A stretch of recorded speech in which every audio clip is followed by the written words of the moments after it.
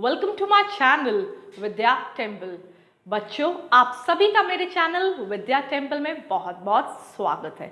इस चैनल में हम आपको इंग्लिश की तैयारी कराएंगे, वो भी सभी कॉम्पिटिटिव एग्जाम्स के लिए, एसएससी, बैंकिंग एंड कैट। इस वीडियो में मैं आपको इंग्लिश की तैयारी करा रही हूँ, वो भी एसएससी सीजीएल 2020 की। इस बार हम जो आपको टॉपिक कवर अप करवा रहे हैं उसका नाम है वन वर्ड सब्स्टिट्यूशन पार्ट 4। और जो बच्चे मेरे चैनल पे फर्स्ट टाइम आ रहे हैं, no need to worry, because if you are not complete with the concepts of the one word substitution, you can go to my previous channels, previous videos, okay? और उसका link हमारे description box में दिया हुआ है। First time आने पर हमारे चैनल को आप सब्सक्राइब करिए और नोटिफिकेशन बेल को ज़रूर प्रेस करिए। नोटिफिकेशन बेल से आप हमारे वीडियोस में रेगुलर आते रहेंगे और रेगुलरली अपने टारगेट दैट इज 180 प्लस को अचीव करते रहेंगे। So begin with the class. I would like you all to subscribe to my channel. One word substitution में मेरे जो ट्रिक्स थे वो सबसे पहले यही थे कि you should understand the statement with what its reference is, उसका रेफरेंस किसके साथ है, और प्रोनाउंसिएशन को क्लियर करना है with breaking of the words. इसके अलावा जो मैंने थोड़े बहुत ट्रिक्स दिए वो मैंने अपनी प्रीवियस वीडियोस में दिए हैं, जिनको आप जरूर वॉच आउट करिएगा। Let's move on to the word and start with the chapter.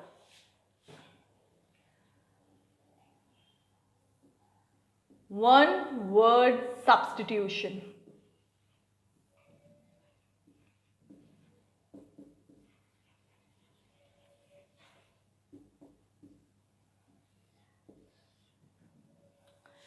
One word substitution में हर एक डिनोशन, मतलब कि किसी का नाम जो होता है एक पर्टिकुलर लॉन्ग स्टेटमेंट को उसके रेफरेंस में किया जाता है।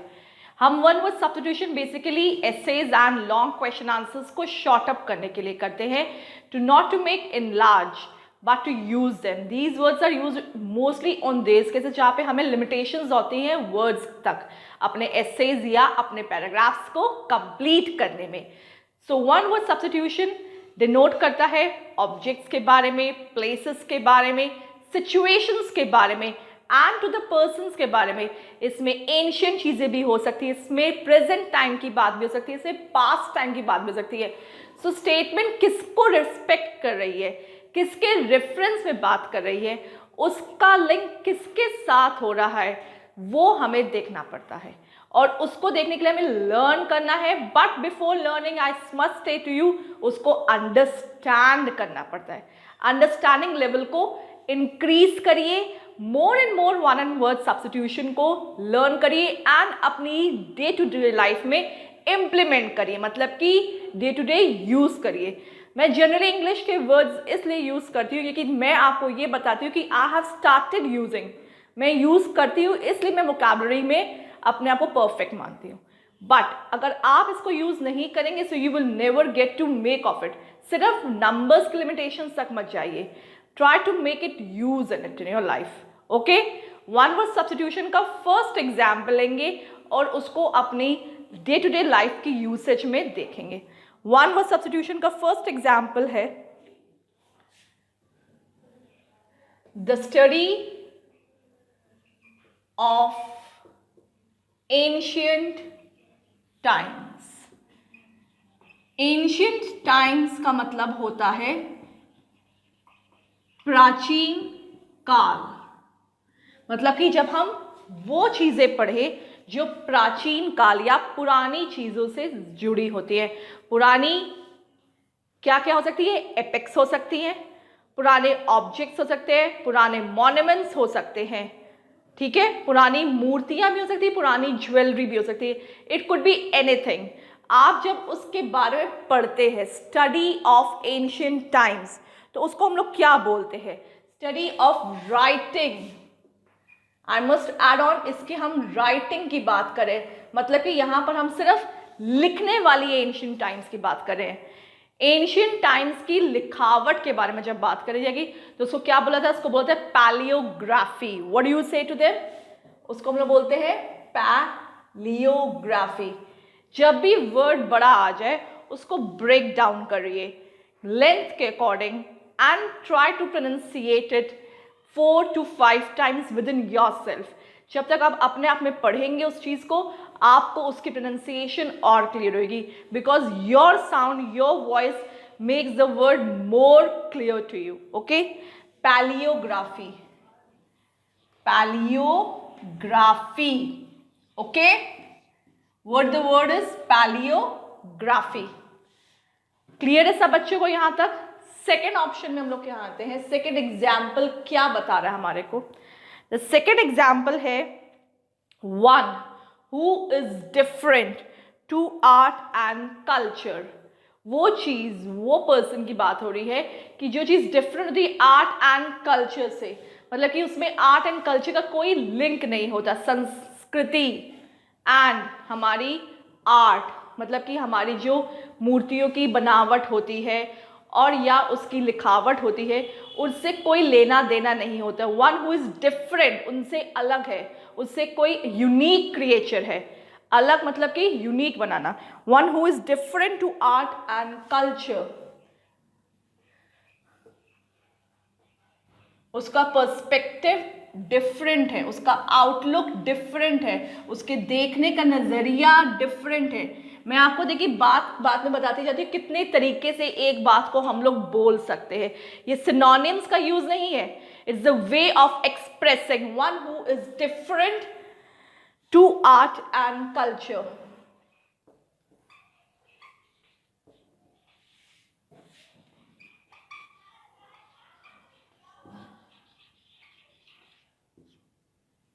One who is different to art and culture, उस पर्टिकुलर पर्सन को हम लोग क्या बोलते हैं?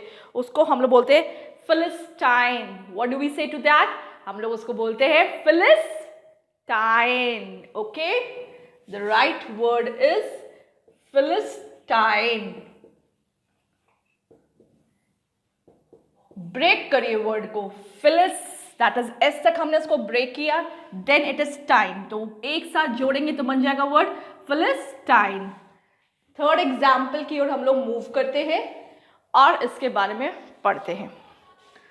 द थर्ड एग्जाम्पल इज, जो जगह, वो जगह की बात हो रही जहां पर हम अपने गन्स या वेपन्स यूज करने वाले, जो कि हम लोग वॉर में यूज करते हैं, उनको स्टोर करते हैं। The place where we keep guns and weapons which are used in our wars, जो हमारी फाइट में सोल्जर्स यूज करते हैं, उस पर्टिकुलर प्लेस को इंग्लिश में वन वर्ड सब्स्टिट्यूशन में क्या नाम दिया गया है? Any guesses? Let's move on to it. आपको ये तो मालूम होगा कि घर पे रखी हुई सामान की चीज़ों को हम लोग, ग्रॉसरीज को एक पर्टिकुलर प्लेस में रखते हैं। उसी तरीके से जब जो चीज़ें वॉर में यूज होती है वो एक पर्टिकुलर प्लेस में रखी जाती है, उस पर्टिकुलर प्लेस का नाम क्या है? तो हम लोग उसी के बारे में पढ़ेंगे। द प्लेस, अ प्लेस की बात हो रही है यहाँ पर, तो प्लेस से रेफरेंस हो रहा, substitution is given to a particular place, a place where guns and military equipments are so kept.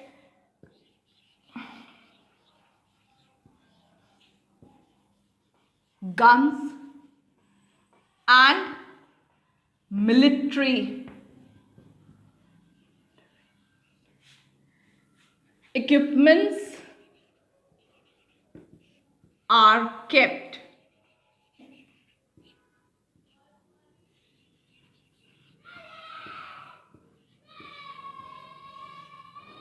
उस पर्टिकुलर प्लेस को क्या बोलते हैं?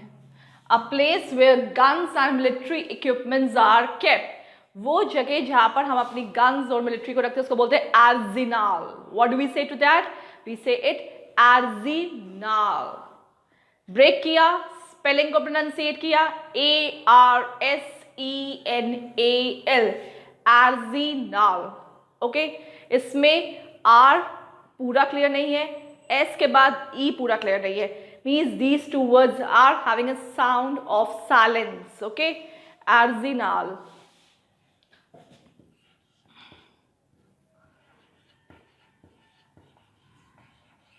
मैं चाहूंगी कि बच्चे ये तीनों नोट करें और अपने पास सिक्योर करें एंड फिंगर टिप्स तक लर्न करें. That is they should learn by heart, remember by finger tips. कि कोई भी पूछे they should have the word in their own mind. So I give you 2 seconds to note it down in your notebooks and make your doubts clear. Okay?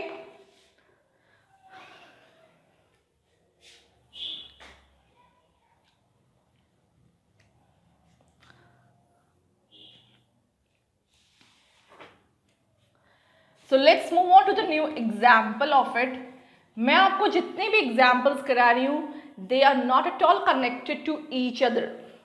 कुछ writing concepts के बारे में है, कुछ स्टोरेज के बारे में है, कुछ फूड फैक्टर के बारे में है, कुछ पीपल से रिलेटेड है.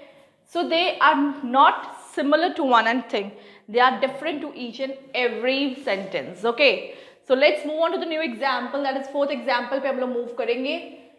द 4th एग्जाम्पल हमारा कहता है वो चीज that can not be removed. वो चीजें जो रिमूव्ड नहीं हो सकती इजिली, मतलब कि वो चीज हटाई नहीं जा सकती, इरेज्ड ऑफ नहीं हो सकती. सो उनको डिक्शनरी में क्या वर्ड से डिनोट किया गया है? What does this vocabulary refers to those words that cannot be easily removed. The things that cannot be removed. The things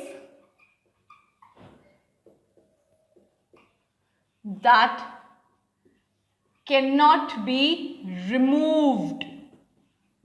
easily भी बोल सकते हैं या नहीं भी ऐड ऑन कर सकते हैं, बट उन पर्टिकुलर वर्ड्स को हम लोग क्या बोलते हैं? The things that can not be removed या डिस्पेंस, उसको रिलीज नहीं कर सकते इजिली, डिस्पेंस नहीं कर सकते, रिमूव नहीं कर सकते. सो what does that word means? This word means indispensable. Indispensable. वो चीजें जो easily removed नहीं हो सकती, जो easily dispensed नहीं हो सकती, जो easily हटाई नहीं जा सकती. Various things होती है हमारी लाइफ में जो हम लोग अक्कर पाते हैं. कहते हैं ना, कोई इंसिडेंट होता है जो एक पर्टिकुलर पर्सन के दिमाग से नहीं हटता है. So what does this say? That the accident which took place last year is not at all indispensingly from my mind. जो एक्सीडेंट मेरे साथ हुआ last year, I could not remove it from my mind. Indispense from my mind, that is I am unable to remove it from my mind. Next example की ओर move करेंगे. That is your 5th example. And what does the 5th example tells us about? 5th example बता रहा है one who is present everywhere. ये एक particular person के लिए ये name denote हो रहा है. ये one word substitution एक particular person के बारे में हो रहा है. One who is present everywhere.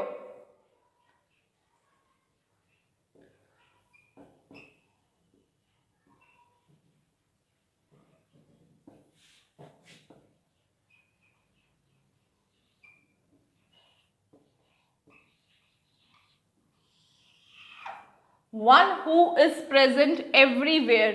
वो चीजें जो हमारी, जो वो पर्टिकुलर पर्सन की बात हो रही जो हर जगह मौजूद है, और जो हर जगह मौजूद है वो हम सबको मालूम है, वो ओनली आवर ऑलमाइटी गॉड, हमारे भगवान ईश्वर है.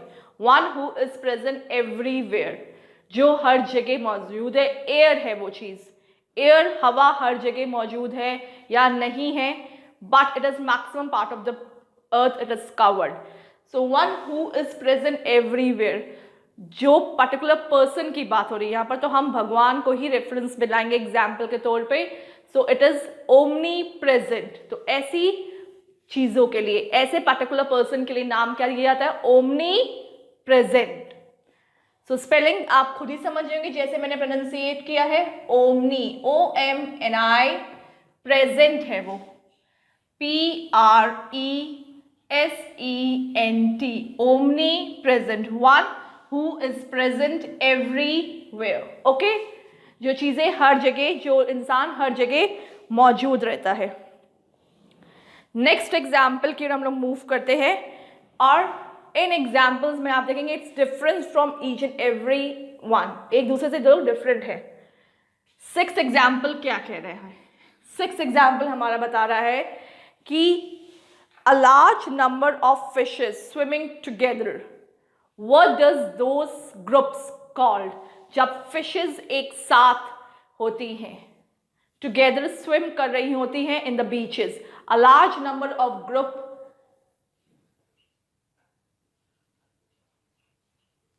a large group of fishes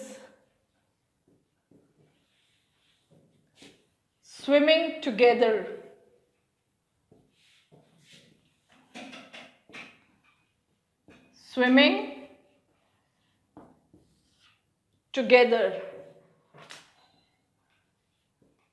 वो ग्रुप ऑफ फिशेस जो स्विम करती है एक साथ, उसको हम लोग क्या बोलते हैं? उनको हम लोग बोलते हैं shoal. What does it say to them? We too they say to them shoal, SHOAL, shoal. Spelling में आएगा SHOAL। One word substitution basically comprehension में भी आते हैं and they are asked randomly also in your SSC exams, but their doubts should be made very clear when you write your doubts in the comment section. आप लोग को मैंने comment section दिया हुआ है, हमारे चैनल के कमेंट सेक्शन में जाइए। Any doubts if you have so please do right it in it. जब तक आप लिखेंगे नहीं हमें आपके फीडबैक्स मिलेंगे नहीं। And very thank you for all those who are writing in my previous videos because your comments are feedbacks for me. नए एग्जाम्पल की ओर चलते हैं और याद रखिए 6 एग्जाम्पल जितने भी कराए हैं वो डिफरेंट फ्रॉम ईच थे और लर्न करने बहुत ईजिली थे। Let's revise out with these 3 examples only. The things that can not be removed, हम लोग उनको क्या बोलते हैं? इनडिस्पेंसिबल, जो इजिली रिमूव नहीं होती है। One who is present everywhere, वो पर्टिकुलर पर्सन जो हर जगह मौजूद रहता है। याद रखिए जो हर जगह मौजूद रहता है, तो प्रेजेंट है omni present. Third is the last, a large group of fishes swimming together, जो ग्रुप जिसमें फिशेस एक साथ तैरती है झुंड बना के, उन फिशेस को झुंड ना बोल के उन फिशेस के झुंड के नाम को हम लोग क्या बोलते हैं? Shoal. What do we say to that? We say to that is shoal, SHOAL। Next example की मूव करेंगे, that is your 7th example. 7th example भी इनसे अलग रहेगा क्योंकि one word substitution wide concept है and every example goes differently, but relationships ये रहती है कि हम लोग एक वर्ड पे लिंक अप करते हैं इतने बड़े सेंटेंस को। तो 7th एग्जाम्पल रहेगा हमारा, one belonging to the long past, belonging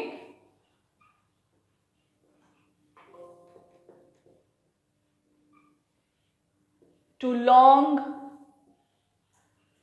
past,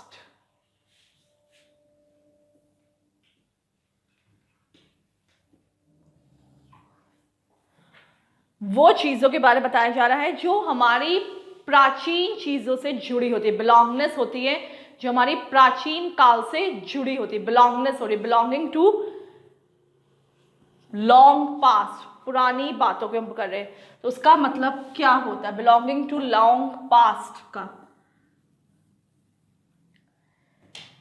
उन चीजों को हमारी हिस्ट्री, दैट इज हमारे हिस्ट्री सब्जेक्ट्स में उनको दिया जाता है नाम, वो है ancient. What do we resemble that particular thing? जो पुरानी बातें, पुरानी चीजें, पुरानी मॉन्यूमेंट्स से लिंकअप होती हैं उनको हम लोग क्या बोलते हैं? Ancient. What do we say to that? Ancient. अभी मैंने आपको फर्स्ट एग्जाम्पल जब स्टार्ट किया था उसमें मैंने आपको एंशिएंट राइटिंग के बारे में बताया था और उसका एक सब्स्टिट्यूट वर्ड बताया था, दैट वाज पैलिडिग्लोफी। अब मैंने आपको बताया कि पुरानी चीजों को हम लोग क्या बोलते हैं? पुरानी चीजों को हम लोग बोलते हैं एंशिएंट। ओके, नेक्स्ट वर्ड की ओर हम लोग मूव करेंगे।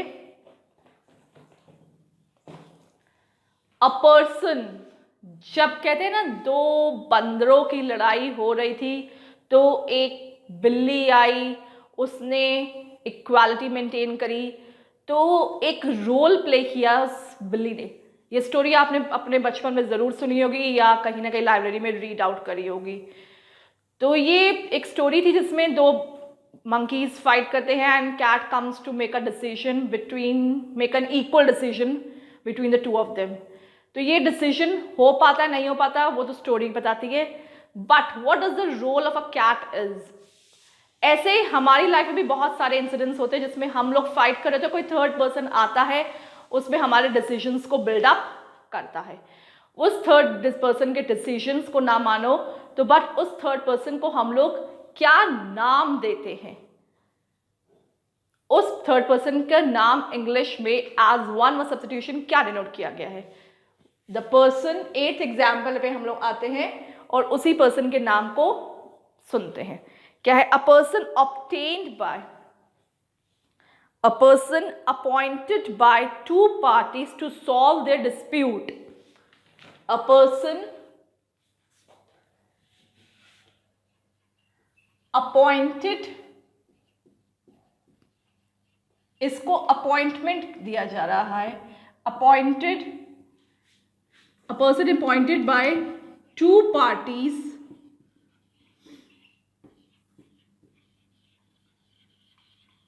to solve their disputes.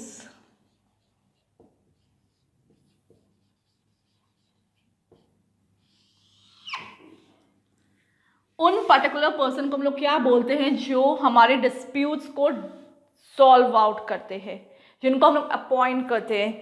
That person are known as arbitrator. What do we say to them? We say to them arbitrator.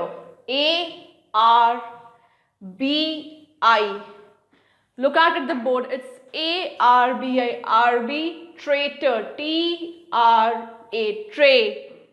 T-R-A. Ter. T-O-R. So the word is arbitrator. So what was the role of the cat? Arbitrator का role था उस cat का, जो मैंने अभी आपको story बताई जो टू मंकीज के बीच में थी। तो arbitrator. Okay, please note down these examples and make a note of it in your notebooks. Okay, I give you 2 seconds.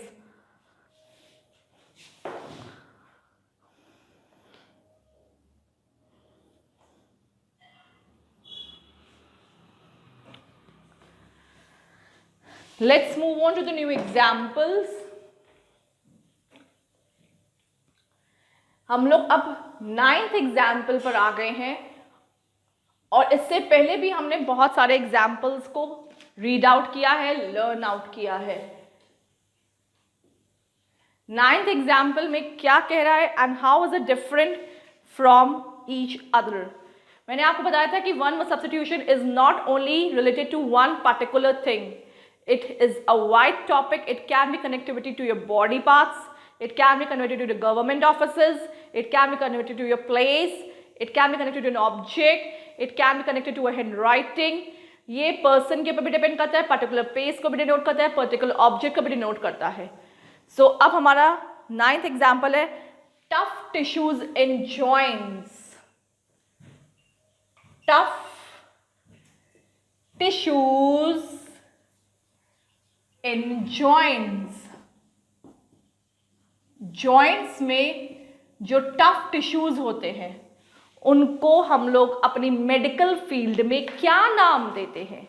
What does the doctor say to them? They do not say to them that there are tough tissues in your joints. उनको वो नाम जो denote करते हैं वो होता है ligaments. L-I-G, ligaments. M-E-N-T-S, ligaments. Okay, तो उसको वन वर्ड में क्या डिनोट किया जाता है? ligaments. Okay, is that clear with you? ये हमारे एग्जाम्पल्स मैंने कहा ना, बॉडी पार्ट से भी रिलेटेड हो सकते हैं, वन वर्ड सब्स्टिट्यूशन के प्लेसेस से भी हो सकते हैं. नेक्स्ट वर्ड की ओर हम लोग मूव करते हैं एंड द नेक्स्ट वर्ड हमारा 10th वर्ड है और इसमें किसके बारे में बता रहे हैं? Loss of memory.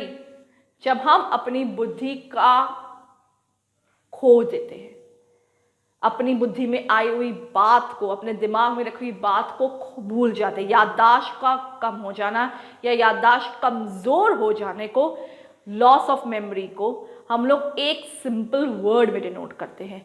वो मेडिकल फील्ड में जब डॉक्टर्स उस पर्टिकुलर पर्सन का ट्रीटमेंट करते हैं तो वो उसको उसी से डिफाइन करते हैं कि that person is in this particular condition. तो उसको हमने लर्न करना है अपनी इसी क्लास में, विद्या टेम्पल की क्लास में। आइए पढ़ते हैं। Okay, loss of memory.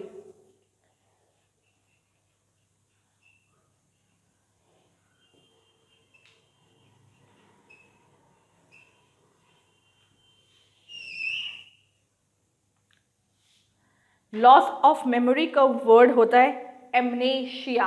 What does this word means? Amnesia. AMNESIA,